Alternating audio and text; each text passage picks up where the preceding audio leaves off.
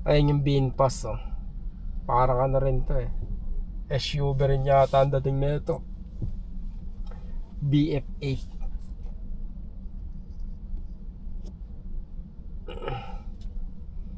Ganda, ah. Ganda ng forma. Binpass.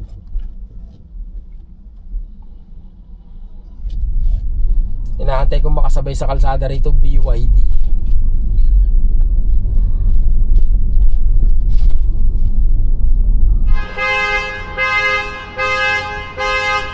Ang lakas naman nun.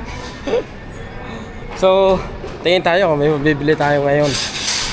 So, kung makakapag-grocery tayo. Masasabi kong isa to sa favorite kong grocery store dito sa lugar namin. Maliit lang siya. Pagkatapos, hindi naman sa mura yung bilihin, pero pag nakatiyempo ka ng sale, makakabili ka ng ng murang mga meat. Kaya yun ang titingnan natin. Kasi madalas may sale sila rito eh.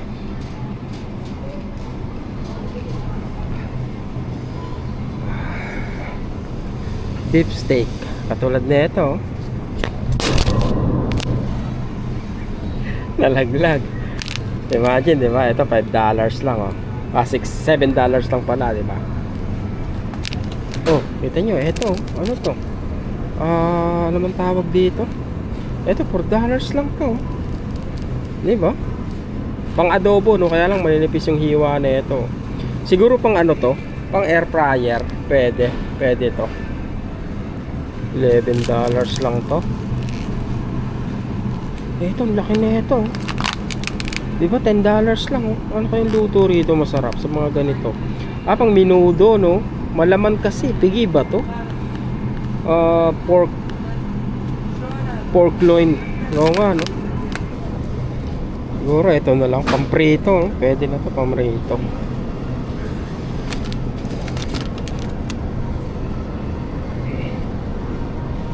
$10 na to, diba?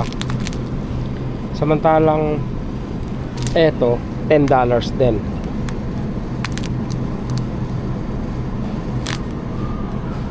Marami-rami na ako natikman na sausage dito sa amin. Kaya sobra kong na-appreciate yung sausage sa Japan. Nung nasa airport ako, kumakain ako. Limang iba't ibang klase ng sausage. Pero masarap siya. Hindi ganun katapang yung lasa, hindi ganun kaalat. Kasi dito kumbaga bihira yung mild na sausage eh. May paborito ba kayong sausage dito na pwede yung may rekomenda para matikman? Ano to?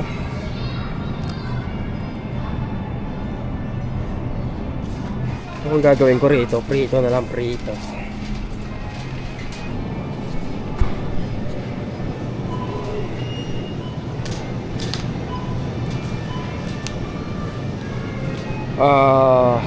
Ano ba tinitingnan ko rito? Ingredients. Yan lang, milk lang, that's it. Matatawag mo bang grocery yung ginawa ko?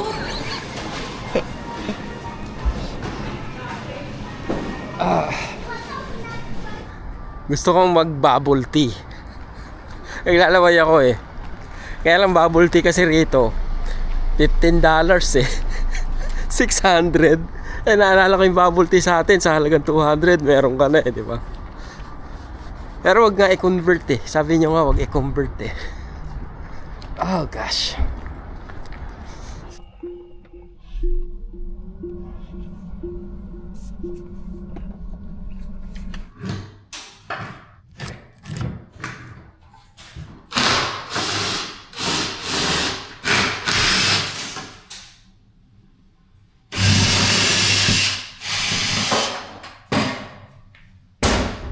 So ang gagawin ko, tatakpan ko to, tapos itataas ko na lang ng konti etong balustre na yan. Tapos eto, I think ganun din yung gagawin ko. Gapok na to.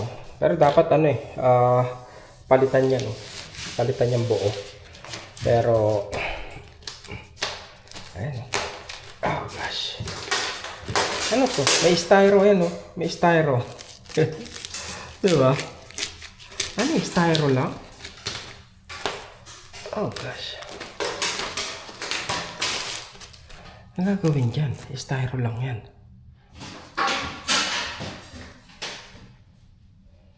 So, ang gagawin ko, lilinisin ko to. Lalagyan ko ng plaster. Yung kada butas. Papatuyuin ko. Babalikan ko bukas. Para tapusin yung trabaho. Ganun talaga. Kailangan mong balikan.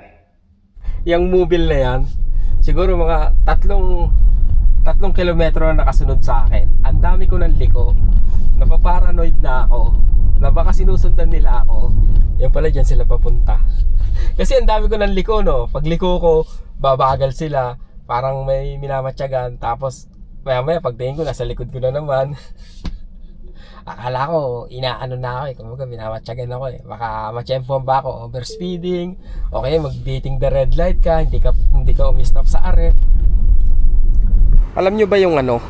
Yung pakiramdam na pag medyo parang nai-stress ka. Tapos, okay, malungkot ka. Lalo yung mga babae, no? Kung ginagawa ng mga yan, shopping, di ba? para mabawasan yung lungkot nila. Parang ang dilim. Ang dilim. Ano nangyari? Madilim ba? Nandito ako sa Nike, no? At wala lang. Titingin-tingin lang naman ako, hindi ako mag-shopping.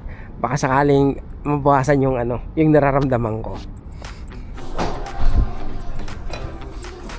Uy. Sale. At least pag nandito ako sa Canada, parang mas kampante ako na mas mura yung bilihin dito. Bakit pag nasa labas ako ng Canada, ang mahal ng bilihin? Dito hindi naman outlet to, di ba? Pero may mga murang ano rito, may mga murang sapatos dito. Pero pag nasa ibang bansa, ang mahal eh. Parang ang hirap ano bumili kasi alam mo yung presyo dito sa Canada. Mas mura rito sa sa Canada kaysa sa ibang lugar. Eto, katulad nito. Oh. 69. Uy, may ano pa, may discount pa, 30% to. Magkano na lang yung 69? Wala dito eh. Oh, 49 na lang oh. Plus 14.975. Ayun yung tax dito, no? 14% 0.975 equals 56 na lang. Diba? 56 na lang yun. O nga pala, no? Ang hinahanap ko ngayon yung sapatos na magaling sa lakaran. Parang naging ano ko tuloy yung Bomero. Kasi kung naalala nyo, nagsukat ako ng Bomero. Hindi lang maganda yung kulay eh, pero yung comfort na meron yung sapatos. Kasi ano yun eh, parang may neon green. Sa bagay maganda yun kung mahilig ka maglakad, lalo sa gabi, di ba? Kumbaga, iwas ano ka nun eh. Iwas pusoy ka sa mga sasakyan nun eh. Tingnan natin, meron bang ano? Bomero rito. Oh, 69 no? Dito yung 69. 41 na lang. 41.99, $42. Diba? Ito, $42 na lang to. Kaya nga ano yun ko eh, laki niyan. Dito tayo dito. Dito pala ako dito. 40% pala rito.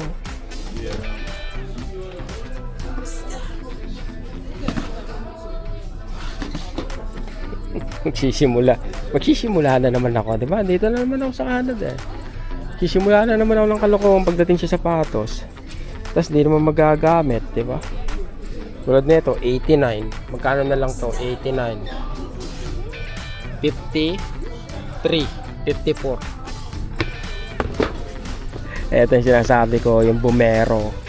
Magkano to? Ba't naka ano? 149. Mahal eh, di ba? Kasi sinasabi ko sa inyo, neon green, di ba? Pero, ang ano niya, ang angas ng ano niya, yung comfort niya pag suot mo.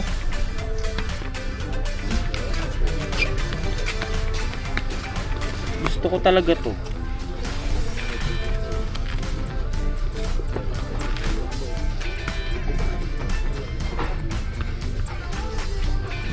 Ang ganda talaga niya sa ano, sa paa. Actually, mas ano pa siya, mas komportable siya kaysa dun sa, anong tawag dito? Sa kakabili ko lang na Asics. Jordan. Colorful na ito. Ito man, 49 din, no?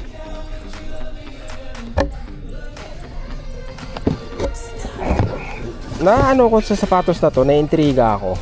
Kaya nagsusukat ako ng sapatos na to. Kaya lang hindi naman siya ganun kakomportable. Kaya hindi ko na sinubukang bumili. LeBron James yan kahit pa paano. Yung isa kong itim na pantrabaho, LeBron yun. Komportable siya. Ito mura na nito. Ano to? 120. $72.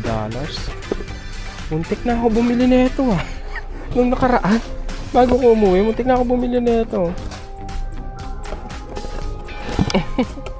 Buti hindi ako bumili, di ba? Kasi nagbaba na agad siya. Naka-sale na agad. Air Max $70 minus 30% equals magkano yan? 40 o 50? Komportable ba? Okay lang. Pero hindi ako willing magbitaw ng $50 sa okay lang na sapatos. Mas okay siguro to. Ang sarap sanang isipin na kumbaga marami kang sapatos, tapos pag magta-travel ka araw-araw pwede kang magsuot ng ibang klaseng sapatos. Kaya lang hindi naman uubra yung ganun, di ba? Hindi mo naman madadala lahat yan Parang na, inconvenient na. Anong bibiling ko? Wala. Wala akong bibilin. Nagtingin-tingin lang ako. Kasi nahihilig ako sa ngayon, sa Uniqlo. Parang maganda yung mga pantalon nila dahil yung haba ba para sa mga para sa mga Asian, 'di ba? Katulad natin, hindi mga katangkaran. Kasi pag ganito sa Nike, mas mahaba yung mga pantalon nila Saan pa ba ako titingin? Tumitingin-tingin lang naman ako. Ba't ang dilim? Hindi ko makawari. Ang dilim ng ko. Yun. Medyo luminaw-linaw na Yun pala, yung frame rate ko nasa 100. Bakit ganun? Hindi ko naman i-slow mo. Dapat 60 lang. 60% off. Dito ako pumupunta sa dulo banda kasi dito mas kumbaga mga discounted na ba. Dahil hindi naman ako naghahanap ng mga bagong labas, mga modelo. Dahil alam ko mahal Malinaw na, di ba? Pumuti na yung mukha ko. Kanina ang dilim Punta naman dito tayo sa Marshalls. Diyan ako madalas makabili ng sombrero sa Marshalls. Tag mga t-shirt, ganun din minsan. Lalo na pag nakakita ka na medyo mura. Mas gusto ko dyan kasi halo-halo yung tinitinda nila. Kaya lang mamimili ka nga lang. Kailangan medyo masipag ka, lalo na kung may particular brand kang hinahanap. Tsaka let's say yung Penguin, minsan meron sila, kadalasan wala. Pero dyan ako nakakakita ng mga madalas na hinahanap ko. At nagkakasundo naman kami sa presyo. Kasi nga minsan yata yung mga ibang dinadala rito ng mga damit, mga pantalon, mga sapatos is mga galing na sa branch na kung saan loose loose na yung sizes, so kaya medyo hindi na nabibili. So ibabagsak nila rito. Tapos reduce na rin yung prices.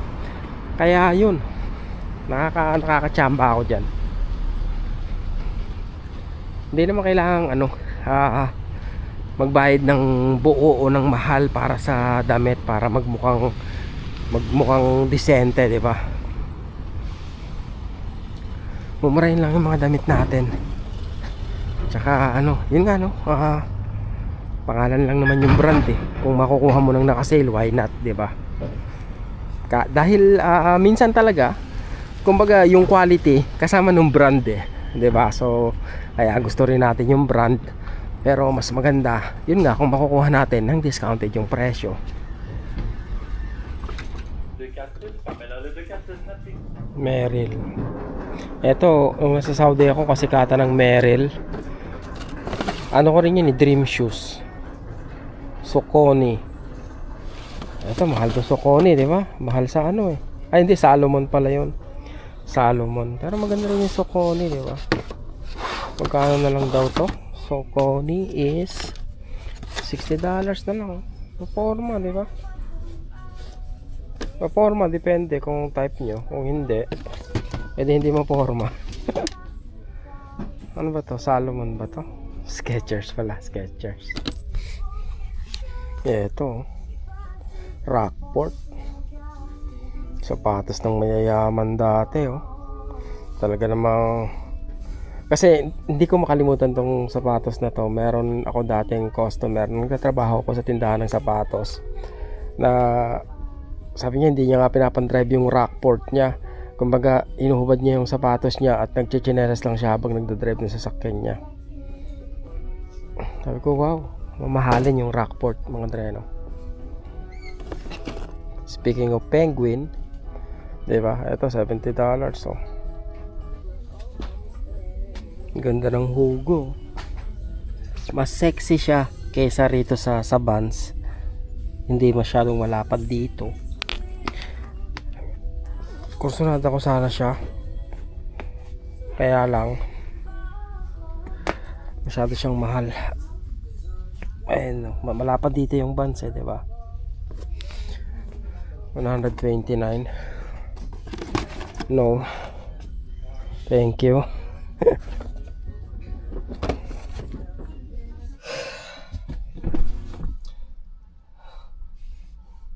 Gaya ng inaasahan. Wala akong nabili. Nag-window shopping lang, mga treno. May nabasa lang ako isang comment. Interesting lang. Basahin ko sa inyo, no? Na-appreciate ko yung vlog mo, Dre. Naiiwasan ko yung mindset mo at maging broke. Ang hirap talaga maging mahirap, lalo pag katulad mo pa mag-isip. Sa bagay, no? Nahihirapan din ako sa sa sarili ko kung paano ako mag-isip. I mean, hindi, oo, gusto ko nang magkapera. Pero, I mean, maraming pera. Sure, why not? 'Di ba? Kaya lang, paano ba? Gusto kong gamitin yung pera na yun eh, para maka-experience ako ng maraming bagay. Hindi ko, hindi, kumbaga, ang tendency sa akin, pag nagkapera ako, gagastusin ko. Hindi yung may pera ako, tapos iipunin ko nang iipunin. 'Di ba? Gaya ng sabi ko, siguro hindi na gustuhan ni Nudge yung sinabi ko na ayokong ako yung pinakamayaman sa hanay ng mga nakalibing sa isang sementeryo. 'Di ba? That's not the goal. I mean, the goal is habang nabubuhay ka is magkaroon ka ng mayamang experience sa buhay, 'di ba? Alam mo 'yon? Yun yung goal ko eh. 'Di ba? Kung baga, mapasaya yung sarili ko, yung mga taong nasa paligid sa akin. And I mean, para sa akin, yun ang pinakamahalaga eh, 'di ba? Kung ano man yung iniisip ko o yung mga desisyon ko o yung mga gusto kong gawin para sa iyo, it doesn't make sense. It doesn't matter. 'Di ba? Hindi mahalaga kung it doesn't make sense para sa inyo kung ano man yung ginagawa ko. Ang mahalaga, it makes sense para sa akin. Kasi buhay ko 'to eh. 'Di ba? Ngayon, kung ano man yung gusto niyo gawin sa buhay niyo, it's really up to you. 'Di ba? Hindi ko sinabing gayahin niyo ako. I mean, enjoy the ride. Kung ano man yung napapanood nyo, hopefully, yun nga, no, katulad ni Nads, kumbaga may nakukuha daw siyang aral sa akin, sa pagkakamali ko. Parang ganun eh, 'di ba? So, that is good. At least, you get something out of sa ginagawa ko. 'Di ba? I mean, malibang kayo, sabi ko nga, may makuha kayong aral, may dapat kayong maiwasan. Laging magaling kasi somehow may napupulot kayo, 'di ba? Siguro kailangan lang natin tanggapin na hindi tayo pare-parehas ng buhay, hindi pare-parehas yung iniisip natin, at higit sa lahat, hindi tayo dapat makialam sa kung ano yung gustong mangyari nung tao sa buhay niya. buhay nga natin hindi natin control eh. 'Di ba? Paano pa yung buhay ng ibang tao? I mean, kapitbahay mo papakialaman mo kung paano dumiskarte. Eh wala namang ginagawang masama sa iyo 'yan. Let them be, 'di ba? Let them live their lives. Total, 'di ba? Mahirapan sila. Sila naman yung mahihirapan, 'di ba? Kung ano man yung pagdaanan nila, it's their life, 'di ba? I mean, huwag niyong ipilit kung ano yung tama para sa inyo. Na iniisip niyo yun yung magiging tama para sa iba. Mali po yun, no? Kumbaga, kung may isang aral sana kayong makuha sa ginagawa ko, is yun yung iwasan natin yung pakikialam sa buhay ng may buhay. 'Di ba? Hindi to pelikula na pwede kayong makisali sa pagsusulat ng istorya. Hindi gano'n, no? Ewan ko, no, matigas siguro yung ulo ko, pero yun ako eh, 'di ba? Yun ako. Yun yung bagay na nagpapa-unique sa akin higit kanino man. 'Di ba? Kumbaga sabi nga nila, ikaw yung aktibong tagasulat kung paano ka magiging masaya. At sa paraan na ginagawa ko, I think masaya ako. 'Di ba? Masaya ako na nakapagbibigay ako ng experience sa mga taong malalapit sa buhay ko na somehow, alam niyo yun, na napasaya ko sila sa maliit na paraan, sa maliit na halaga. Na ibigay ko sa kanila yung experience na hindi ko alam mararanasan ba nila kung hindi ko na iparana sa kanila. Yun yung ano eh, yun yung yaman ko, I think, no? At yun yung hindi mo kayang kunin sa akin. Sa iyo na lahat ng meron sa mundo, sa iyo na lahat ng pera sa mundo, sa iyo na lahat ng bahay, sa iyo na lahat ng kotse, ano pa ba? Sa iyo na lahat ng refrigerator, aircon. Wala akong pakialam, di ba? Kahit 100 ulit kang maging mayaman sa akin, wala akong pakialam. Every time na may naririnig akong chismis o kwento tungkol sa ibang tao, lagi kong sinasabi, that's okay. I don't mind. Di ba? Hayaan mo sila. Kung ano man yung ginagawa nila, sila yan eh. Kanila yan.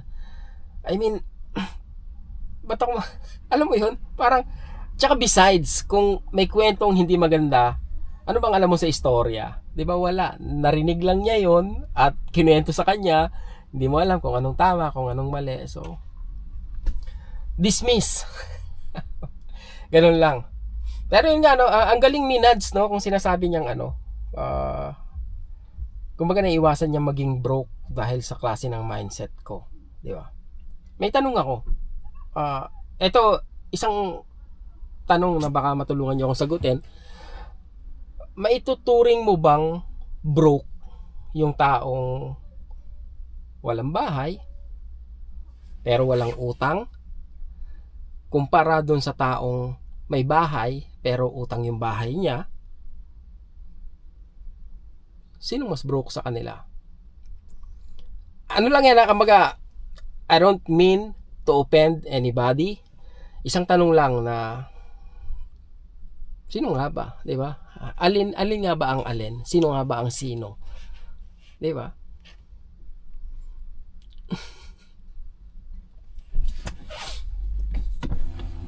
Basta lang nagbukas ng pinto yung katabi kong kotse, inislam lang sa sasakyan ko. Wala, stek.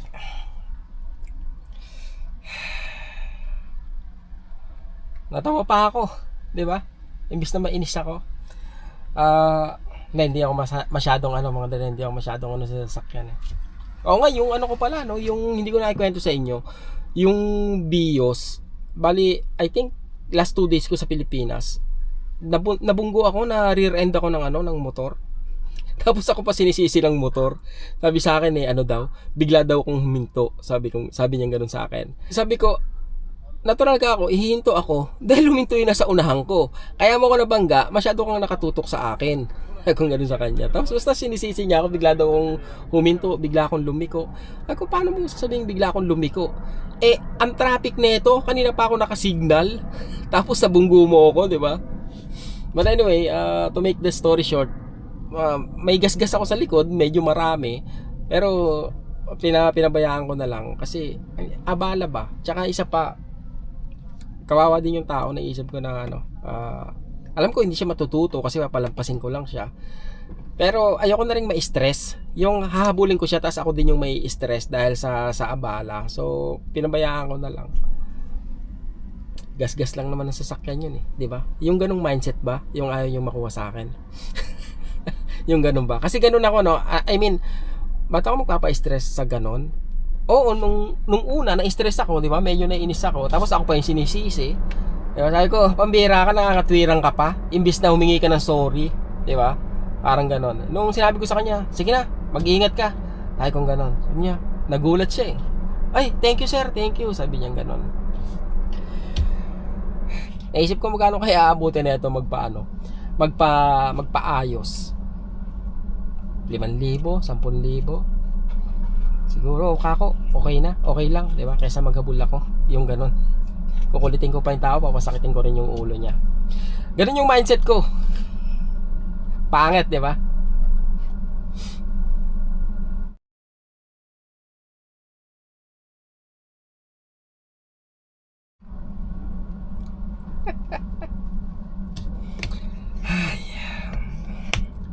Uy!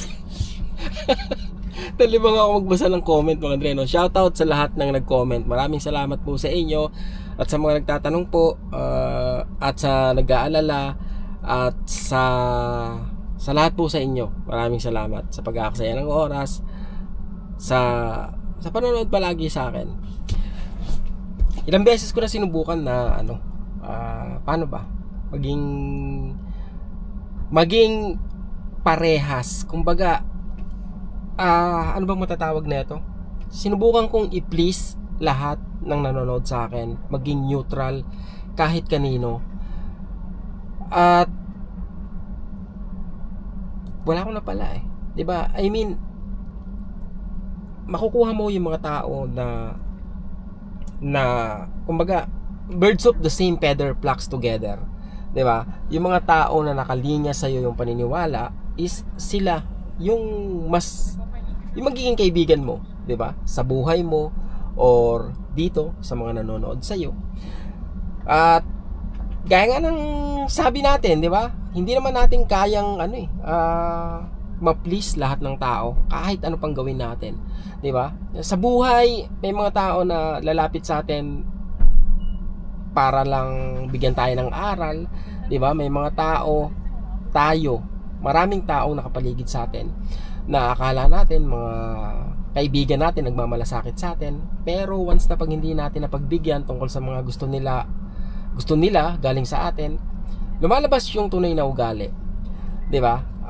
Ganun din lalo dito sa sa pagbablog, 'di ba? Sa Facebook, sa YouTube, o kung saan pa man 'yan. I mean, wala, kahit anong gawin ko eh, 'di ba? Kahit magtatumbling pa ako rito eh, may mga tao talagang ayaw sa akin. Sa hilatsa pa lang ng mukha ko, ayaw na nila, 'di ba? Mano pa yung tono ng boses ko, yung pagsasalita ko, kung paano ako umakto. Yung ganon. For some reason may mga ganon tayong nararamdaman eh, against sa tao na samantalang wala namang ginagawa sa ating masama, 'di ba? Basta lang hindi ko kursunada tong tao na to.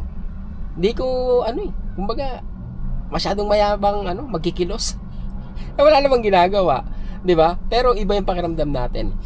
At yun nga dahil doon napakalabo na ma-please natin lahat ng tao kahit anong gawin natin.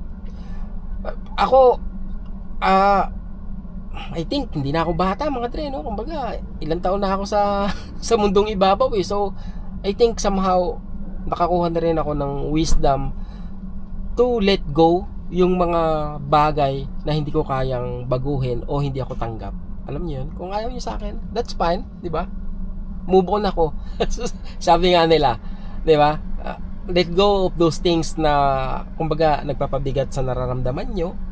Nang sa ganun, maging masaya kayo. At salamat po sa mga kumbaga nanonood sa akin at nag-aantay lang ma-unfold kung ano yung mangyayari sa tinatahak ko sa buhay, 'di ba, sa mga desisyon ko. Kumbaga, hindi sila nagiging judgmental, parang okay, let's see kung saan papunta yung ginagawa niya, 'di ba? Kung may pupuntahan nga ba na maganda o may matututunan ba siya.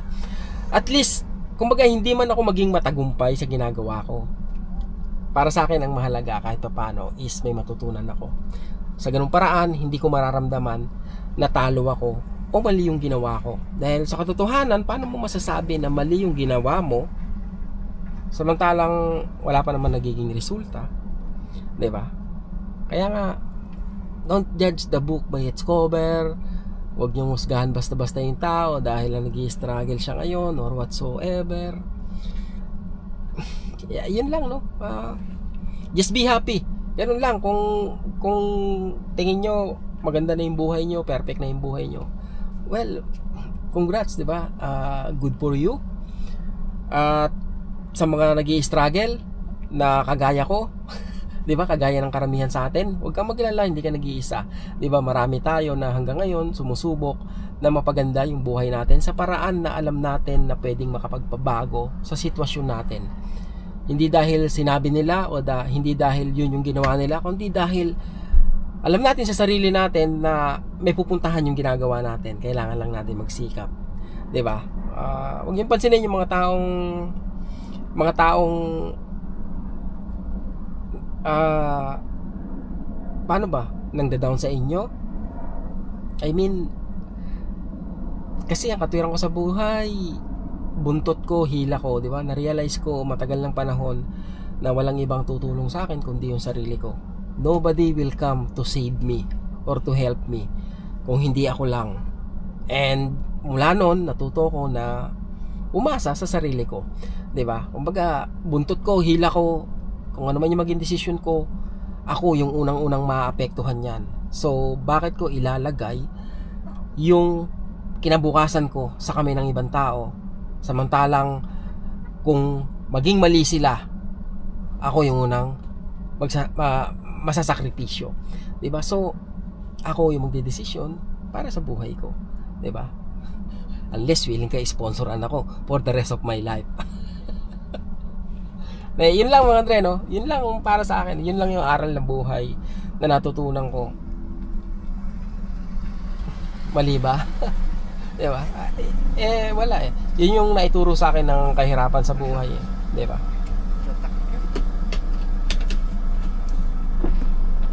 Tsaka, gaya ng sabi ko, no? Wala akong problema kung gusto nyong magpayaman kayo, dumami yung pera nyo. I mean, kung yung i-apply nyo sa sarili nyo, yung sinasabi nila na, anong tawag dito, natulungan mo muna yung sarili mo bago mo tulungan yung ibang tao, wala akong problema dyan. Kumbaga, ang galing yan, di ba? Saludo ako sa inyo. Dahil meron kayong kakayanan na, kumbaga, magtiis at tsaka na tumulong kung sakaling kayang-kaya nyo na. Di ba? Ang galing nyo talaga. Totoo yan, no? Saludo ako sa inyo.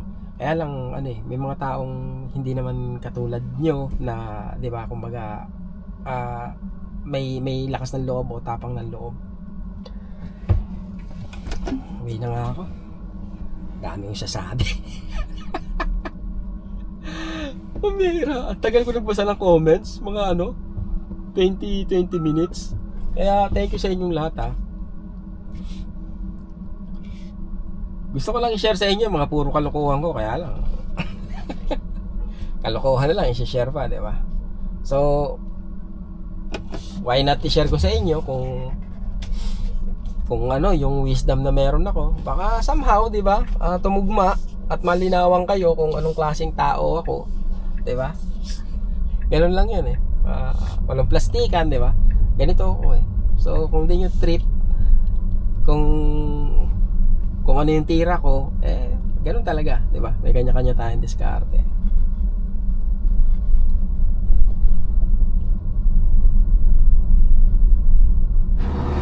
Okay.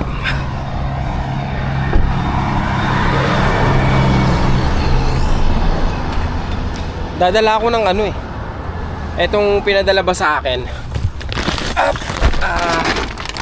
Kaya abot ko rito sa tao. Sana nandito.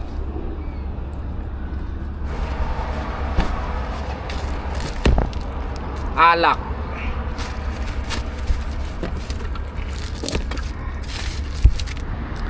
El Papa. El Papa o Don Papa? Don Papa. Etong alak na to, no? Masarap ba to? Natikman nyo na? Don Papa. Ito yung dala ko eh.